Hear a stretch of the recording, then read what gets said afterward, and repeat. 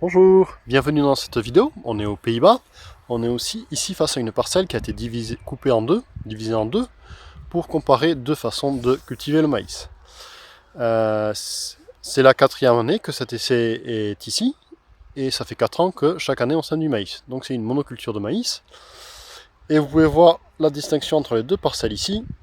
Et ici on a du maïs en agriculture de conservation, et ici on a du maïs en agriculture conventionnelle. Et les deux maïs se portent bien. Ici, on a un petit peu un problème de couvert végétal. On n'a pas fait de glyphosate parce qu'on nous dit partout qu'on peut faire sans glyphosate. On n'a pas fait de glyphosate et on s'est fait avoir. Et on a, malgré le travail du sol, on a quand même beaucoup de couverts végétaux qui est reparti. Et ça, c'est en partie dû car on a eu un mois de mai très humide. Fin avril et mai très humide. Ici, par contre, sur la partie agriculture de conservation, on a fait un glyphosate. Et donc, ça a bien nettoyé la place. Et la différence se voit, quoi. Voilà. Visuellement, cette parcelle tape un peu mieux que celle-là en ce moment, quoi. Mais les deux maïs sont bien, quoi. À ce stade-là, on va pas... ils sont relativement les mêmes. Le premier désherbage a été fait. Ici, entre autres, pour gérer le couvert végétal. Il a été fait le premier désherbage la semaine dernière, fin de semaine dernière. Et ici, on est passé aussi avec le programme désherbage pour passer un premier coup. Mais il n'y avait pas grand chose à désherber. Néanmoins, le premier passage de désherbant permet de gérer nos plantes compagnes de colza qu'on a ici dans ces deux rangs là.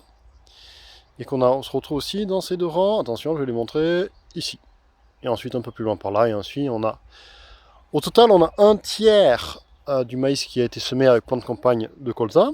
Et qu'est-ce qu'elles font ces plantes compagnes? Elles protègent le maïs des limaces quand il est petit. Bon, ça fait 4 ans qu'on fait maïs sur maïs, c'est en agriculture de conservation. Normalement, on devrait voir des limaces. On n'a pas de problème de limaces. On a fait ce colza depuis le début, depuis la première année, on a fait cette histoire de colza.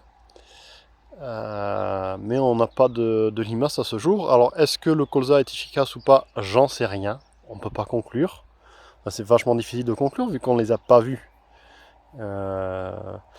Mais en tout cas, du colza plante compagne sur du maïs, si on a de la semence de ferme de colza, ça coûte très peu à l'hectare. On en met 2 kilos, donc je crois que ça va valoir 2 euros peut-être à l'hectare de semences de colza. Ça passe dans le microgranulateur et ça ajoute un peu de biodiversité à la parcelle. Et troisième point, ça dégage au premier passage de désherbage. Le colza, ça n'aime pas trop les désherbants, les herbicides. Donc ça c'est, moi j'aime bien, moi ça me plaît. Voilà. Voilà. Donc pour conclure, ces deux maïs sont bien partis. Faudra voir comment ça se passe dans les semaines à venir et dans l'été. Mais au bout de 4 ans d'agriculture de conservation par rapport à l'agriculture conventionnelle, on a un chouette maïs, quoi. Malgré d'être en monoculture de maïs. Merci pour regarder cette vidéo et à bientôt. Au revoir.